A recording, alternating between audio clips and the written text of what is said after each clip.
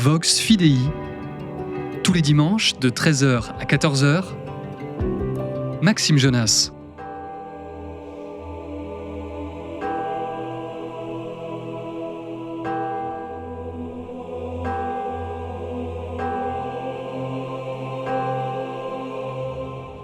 L'athée est celui qui est irrationnel. Parce que être athée, ça veut dire que partir du principe qu'il existe des choses qui n'ont aucune raison d'être. Il y a tous ceux qui suivent le mouvement, qui pourtant pourraient être intéressés par la foi et se poser des vraies questions, mais quand tout le monde est contre, ils disent rien. Voilà. Et donc ils vont aller voir ensuite celui qui a témoigné. L'esprit du monde, c'est un esprit qui est anti-chrétien, donc adhérer au christianisme, c'est avoir des ennemis. Bonjour à tous, chers amis, bienvenue dans Vox Fidei, la nouvelle émission chrétienne de Frontières que je suis très heureux d'inaugurer aujourd'hui avec Monsieur l'abbé Raffray. Bonjour Monsieur l'abbé. Bonjour. Bienvenue, merci d'inaugurer avec nous cette grande première. Avec moi également Lino Bauer qui m'accompagnera toutes les semaines, avec grand plaisir, à 13h après la messe pour votre nouveau rendez-vous chrétien Vox Fidei. Alors pour cette première émission, j'ai souhaité la consacrer au thème de l'engagement chrétien. Pourquoi ? Parce que c'est un petit peu la raison d'être de cette émission. Nous, en tant que journalistes, on a avec Lino déjà traité ces sujets. Toi, tu as pu écrire un article sur le carême dans un précédent magazine. Moi, j'ai souvent traité des sujets des chrétiens persécutés, les chrétiens serbes du Kosovo, les Arméniens, les chrétiens d'Orient. Et donc, finalement, c'était pour nous une façon aussi de poursuivre cet engagement en vous proposant le dimanche une émission chrétienne. Alors, Monsieur l'abbé, pour commencer, est-ce que vous pourriez en quelques mots nous dire ce qu'est pour vous l'engagement chrétien ?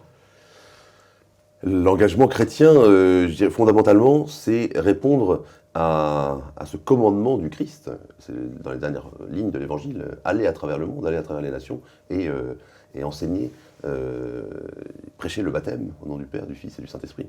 Donc c'est le Christ qui nous envoie en mission. Et donc s'engager comme chrétien, que ce soit dans sa famille, dans la cité, dans la société civile, ou dans l'engagement de la vie consacrée, etc. Toutes les formes d'engagement chrétien sont toujours des réponses personnelles ou communes à cet appel à la mission du Christ lui-même. Alors il y a parfois une difficulté. Est-ce que tu veux peut-être déjà nous dire aussi ce qu'est ta vision de l'engagement Je pense que je résumerai ça assez sommairement, c'est-à-dire que le cadeau de la foi est une grâce et il est si précieux qu'on a presque ce besoin naturel pour chaque fidèle de le partager. Et je pense que ça doit s'incarner dans l'action, qu'elle soit par la charité, par le don monétaire, par la vie paroissiale. Enfin, il y a plein de modalités à cet engagement, mais c'est rendre ce qu'on nous a donné gratuitement. L'athée est celui qui est irrationnel. Parce que être athée, ça veut dire que partir du principe qu'il existe des choses qui n'ont aucune raison d'être. Mm-hmm. Et donc ça veut dire, c'est l'argument que je n'ai pas réussi à développer dans ce débat, mais ce que j'ai essayé de lui expliquer, c'est qu'en fait, l'alternative, c'est Dieu ou l'absurde. S'il n'y a pas une cause des choses, s'il n'y a pas une raison d'être, s'il n'y a pas un ordre dans l'univers, alors on n'est qu'un tas de cellules organisées de façon absurde. Notre pensée n'est qu'une illusion, puisque c'est simplement le fruit de production chimique du cerveau. C'est-à-dire que tout ce qu'on dit n'a pas de sens, tout ce à quoi on pense n'a pas de sens, donc il n'y a pas de justice, il n'y a pas d'amour, il n'y a pas de beauté, il n'y a pas de sublime. C'est-à-dire que les sentiments qu'on a sont juste des impressions purement physiques, mais elles n'ont pas de fondement, elles n'ont pas de raison d'être. Elles n'ont même pas de destination. Il n'y a pas de choses plus grandes, de transcendantes qui nous appellent. Donc c'est vraiment une conception de l'homme qui est hyper rabaissante. C'est-à-dire que l'homme n'est rien d'autre comme un tas de sable. Et alors qui fait que les grains de sable entre eux produisent des bulles chimiques et donc ce qu'on appelle de la pensée. Mais en fait, être athée au sens strict, c'est véritablement dramatique. Et c'est absurde en fait. C'est complètement absurde. Donc se présenter en athée comme le libérateur qui a enfin éclairé le monde enfant qui croyait à des bêtises, c'est une posture je pense, qui est finie, qui montre ses limites. Oui, souvent, il y a quand même cette impression où le débat serait réglé. C'est-à-dire que, déjà, l'athée comprend l'absurdité de la création à partir du néant. C'est-à-dire que la matière se serait créée, c'est-à-dire que vous parliez, il me semble, de véhicules, de motos, de voitures, lors d'un débat, vous disiez que tout était agencé d'une certaine manière et que tout se serait créé de manière hasardeuse. En fait, c'est un peu leur postulat. Et lorsqu'on va leur mettre face à leurs interrogations, leur explication, leur présupposé en disant comment le monde se crée ? Le Big Bang. D'accord ? Bon, l'Église quand même, hein, encore une fois, c'est l'Église qui intervient, qui décrit le Big Bang. Mais d'où vient le Big Bang? On ne sait pas, mais c'est le Big Bang. Ben non, c'est pas une réponse, absolument pas. C'est-à-dire qu'il y a quand même une cause au Big Bang. Une cause à la matière. Et en plus, parce que dans les débats avec les athées, souvent, ils présentent l'argument de la science. Oui, mais la science explique, donc on n'a plus besoin de Dieu. Mais ça, c'est un postulat de départ qui est faux. C'est-à-dire que Dieu n'est pas là pour remplacer l'ignorance de l'homme. Et au contraire, le scientifique, plus il découvre comment fonctionne la matière, plus se pose de questions. C'est-à-dire que jamais il y a un scientifique qui a terminé de comprendre l'ensemble de l'univers. C'est-à-dire qu'au contraire, plus on avance dans la connaissance, dans la compréhension des choses, plus on découvre que c'est encore plus complexe.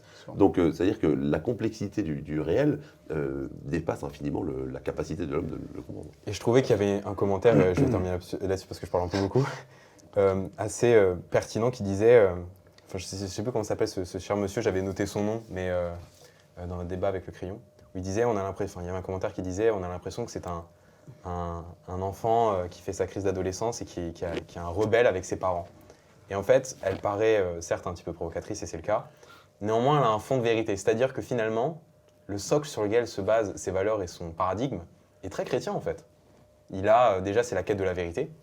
C'est aussi la quête de la morale, de la défense de la veuve et de l'orphelin, de fait de protéger les enfants. Témoigner, ça ne veut pas dire aller embêter les autres. Il ne s'agit pas de donner des leçons de morale. Il ne s'agit pas d'être celui qui va embêter tout le monde en disant c'est pas bien habillé, tu n'as pas le droit de dire ça, parce que ça devient insupportable. Le chrétien, il y a certains, parfois des convertis un peu zélés qui rentrent un peu dans cette mentalité comme ça. Mais au contraire, je pense que le témoignage, c'est la force du chrétien. Et un témoignage dans le sens où si on vous pose la question, tiens, qu'est-ce que tu as fait ce week-end? Je suis allé à un pèlerinage ou je suis allé à la messe.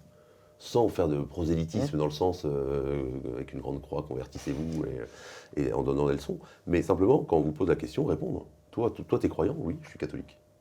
Tu vas à la messe le dimanche? Oui, tous les dimanches, sans exception. Ça, c'est un témoignage très fort. Et je dis souvent aux jeunes,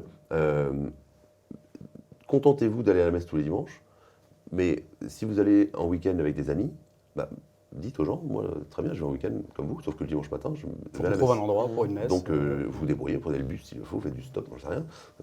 Louez une bicyclette, une moto, j'en sais rien. Débrouillez-vous, c'est une exigence. Parce qu'à partir du moment où vous dites, bon, oui, non, c'est trop compliqué, on s'est couché trop tard, donc je vais pas à la messe, en fait, là, c'est un contre-témoignage.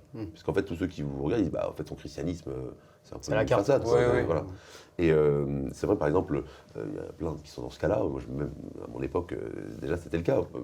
Je faisais partie d'une équipe de ring hockey sur patin roulette. Et quand il y avait les matchs le week-end, ça m'est arrivé plusieurs fois de dire, moi, le dimanche matin, je peux pas être là parce que je vais à la messe. Alors soit je ratais complètement le match, soit si c'était un déplacement, je prenais le bus, j'allais trouver une messe. Donc évidemment c'est un effort. Mais cet effort, il sera toujours récompensé. Ça, je suis sûr que vous avez fait l'expérience aussi. Moi j'ai fait cette expérience. C'est-à-dire que quand j'étais avant d'entrer au séminaire et tout ça, quand j'ai eu le courage de dire je vais à la messe ou je suis catholique, en fait, il y a toujours eu, par la suite, quelqu'un qui est venu me voir en me disant ah bon, t'es catholique, pourquoi? Parce qu'en fait, il y a tous ceux qui suivent le mouvement, qui pourtant pourraient être intéressés par la foi et se posent des vraies questions, mais quand tout le monde est contre, ils disent rien. Voilà. Et donc, ils vont aller voir ensuite celui qui a témoigné. Et ça, c'est une très bonne façon de s'engager pour la foi. Par exemple, moi, j'ai toujours remarqué que j'aime pas du tout Paris. J'ai vécu pendant 5 ans à Paris avant d'entrer au séminaire comme étudiant. J'en pouvais plus. C'est-à-dire que l'agitation de Paris. Le bruit. Sauf le dimanche matin. Il n'y a rien de plus agréable que de se promener dans les rues de Paris le dimanche matin, il n'y a personne. Si un rayon de soleil, c'est encore mieux. Vous entendez les cloches des églises sonner.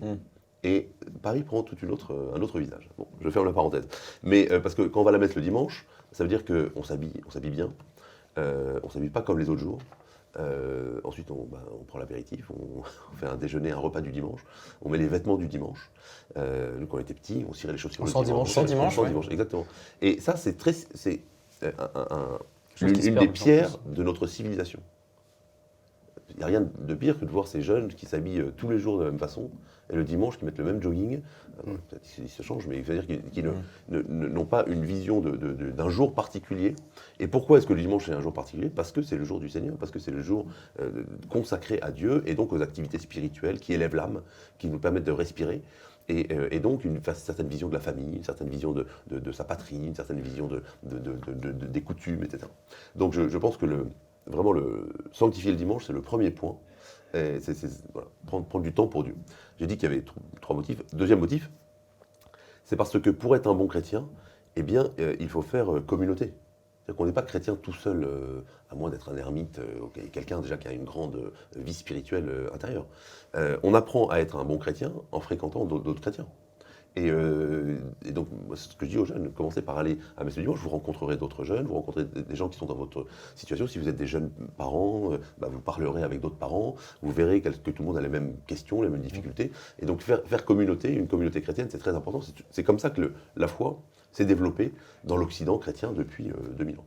Et puis, troisième point, c'est que, évidemment, c'est pendant la Messe du Dimanche qu'on reçoit au moins un minimum d'enseignement. Déjà par la beauté de la liturgie, par la ritualité, par le sacré auquel on participe, et puis par l'enseignement reçu du prêtre, ou même éventuellement des questions qu'on pose autour de soi, etc.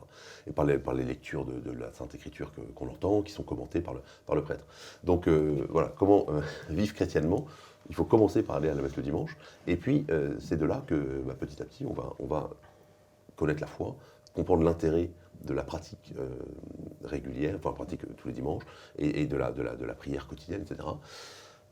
Et puis je dirais pour conclure, l'autre aspect c'est évidemment la formation. La formation, c'est-à-dire savoir ce qu'est notre foi, savoir la défendre.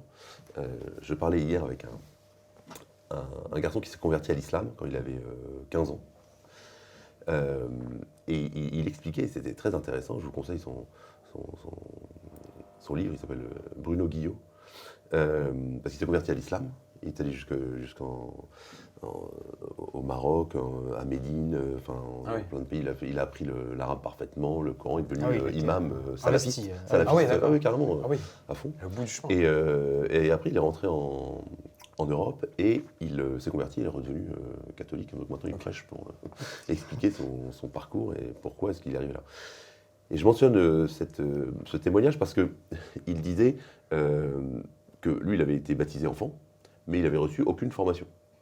Et donc, en famille, il ne parlait pas du tout de la foi, il ne connaissait rien. Et il dit, en fait, j'étais une proie très facile pour l'islam.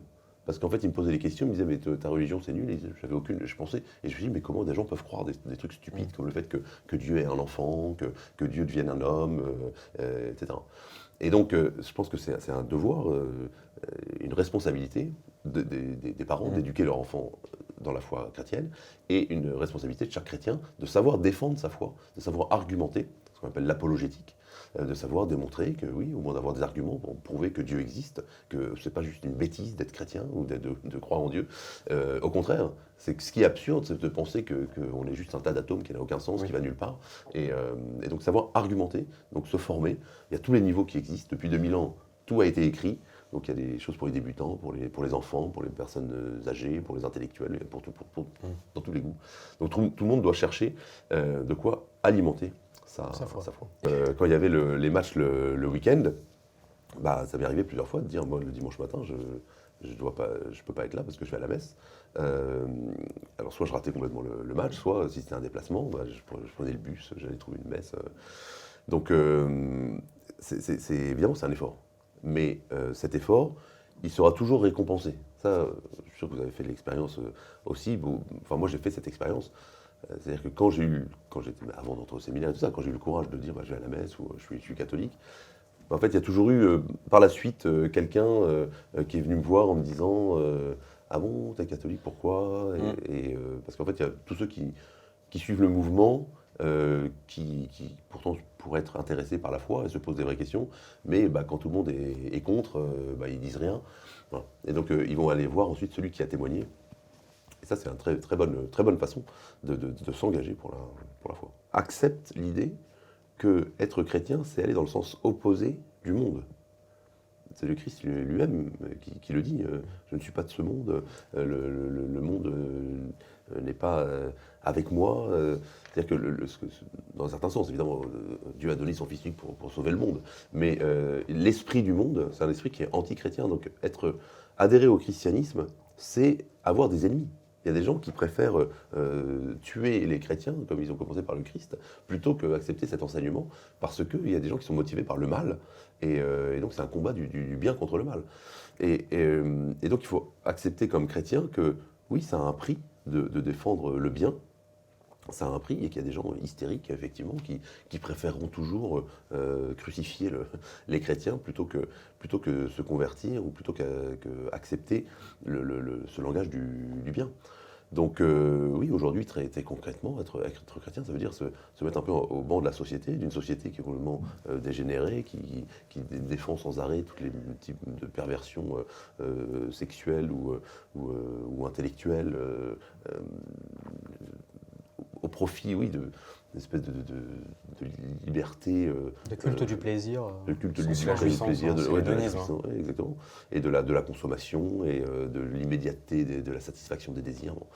Donc oui, quand on est chrétien, on lutte contre ça, et on pense qu'il faut mieux se sacrifier soi-même plutôt que sacrifier les autres. C'est un peu ça le fond du débat. Et sur l'avortement, oui, il faut mieux que la mère, effectivement, peut-être qu'il y ait la femme qui est enceinte alors qu'elle ne le désirait pas, et que, oui, ça peut être une difficulté pour elle. Alors on peut l'aider, on doit l'aider, on doit lui donner des solutions, etc. Très bien, mais c'est mieux, effectivement, c'est mieux de sacrifier son propre confort plutôt que sacrifier la vie de l'autre. Et c'est un peu toute la mentalité, c'est ça qui fait la différence entre la mentalité chrétienne, par l'exemple du Christ sur la croix, hein, si on a la croix comme modèle, comme symbole, c'est évidemment parce que c'est le signe de Dieu qui s'est offert, qui s'est sacrifié, et c'est exactement la notion d'engagement, c'est ça l'engagement du chrétien, c'est de se sacrifier pour les autres, plutôt que de sacrifier les autres. Je vous donne un autre exemple, j'ai eu une discussion avec un père de famille qui avait décidé de divorcer, un père de famille de 6 enfants, un catholique. Je suis allé parler avec lui pour essayer de le raisonner. Bon, ça n'a pas du tout marché. Mais parce que j'ai essayé un peu de le pousser dans ses retranchements, et à la fin, il m'a dit cette phrase qui m'a fait un peu peur. Il m'a dit je préfère que ce soit les autres qui souffrent plutôt que moi. Oui, c'est ça le problème. Et donc en fait, la mentalité justement individualiste contemporaine, c'est ça. C'est moi, je veux jouir, donc si les autres, je dois les sacrifier, je préfère les sacrifier. Alors que le chrétien doit agir dans le sens contraire. Je préfère me sacrifier moi-même, quitte à donner ce que j'ai, à faire du bien autour de moi, quitte même à donner ma vie, s'il faut que je donne ma vie, pour des choses qui sont plus grandes, plus belles, à savoir sauver la vie d'un innocent, sauver le plus faible, défendre mon pays, défendre ma patrie, défendre ma foi. Voilà. Donc on est quand même au cœur du sens du christianisme. Mais il y a une autre dimension à aborder à ce débat, parce que sur la question de l'avortement et de la fin de vie, je pense qu'il est nécessaire d'apporter la question marchande et de consommation là-dedans. C'est-à-dire que qu'est-ce qui dissocie un pro et un anti-avortement? C'est quelqu'un qui considère que la vie a une forme de sacrée. Pour eux, à partir du moment où on est infirme, inutile, eh bien on pourrait supprimer arbitrairement une vie. C'est d'ailleurs tout le débat de la fin de vie, c'est-à-dire que nous sommes inutiles, nous ne valons plus rien pour la société, donc de fait, pourquoi rester? Nous ne sommes qu'un objet de consommation et de production, alors que le chrétien doit quand même se poser en mettant en exergue le fait qu'il songe que la vie vaut plus que ça, et que la vie mérite d'être combattue, sauvée, aidée, et que ce que beaucoup de gens ne comprennent pas, c'est que dans la logique de l'avortement, justement, mon corps, mon choix, oui, mais au sein de ton corps, il y a une nouvelle vie, ou quelqu'un qui va aspirer à vivre. Et donc, ce n'est pas tant une volonté machiavélique de notre part de questionner ce choix, c'est de simplement dire ce que tu appelles amas de cellules au sein de ton corps n'est pas qu'un amas de cellules. C'est un être qui va vivre, qui a une volonté, et le tuer. Qui a un ADN propre. Bien sûr, qui a un ADN propre. Et même après quelques semaines, le cœur bat déjà, il y a la construction des mains, du cerveau, enfin, ce qu'on appelle un proto-cerveau. Enfin, c'est comprendre aussi ce que c'est. Et puis il y a aussi un effacement de ce qu'est l'avortement. Beaucoup de gens ne comprennent pas ce qu'est avorter, ou ce qu'implique l'avortement. Mais il y a la question de l'avortement, mais toutes les questions de la famille, de la société, oui, en fait, effectivement, relèvent du sacré. Mais c'est exactement la même chose, la suite de ce que je viens de dire sur le sacrifice. Parce que qu'est-ce que c'est que le sacrifice? c'est ce qui rend quelque chose de sacré. C'est la même racine. Sacrifice, c'est sacrum faciem, ce qui rend sacré. On se sacrifie pour quelque chose qui est sacré, c'est-à-dire qu'il y a une valeur plus grande. Et donc, comment on constitue le sacré par le sacrifice. Quand je dis ce lieu est un lieu sacré, c'est parce que je ne rentre pas dans ce lieu, ou je ne rentre qu'avec crainte. Donc je sacrifie ce lieu, je renonce à ce lieu. Ce qui est sacré, c'est ce qui est mis à part. C'est ce qui est réservé. Et donc, ce qui fait l'objet d'un sacrifice. Donc, il y a un lien entre le sacrifice, le renoncement à soi-même pour quelque chose de plus grand. Ça, on ne renonce finalement au sens noble, au sens dans toute la splendeur de la chose, que en vue de ce qui est sacré.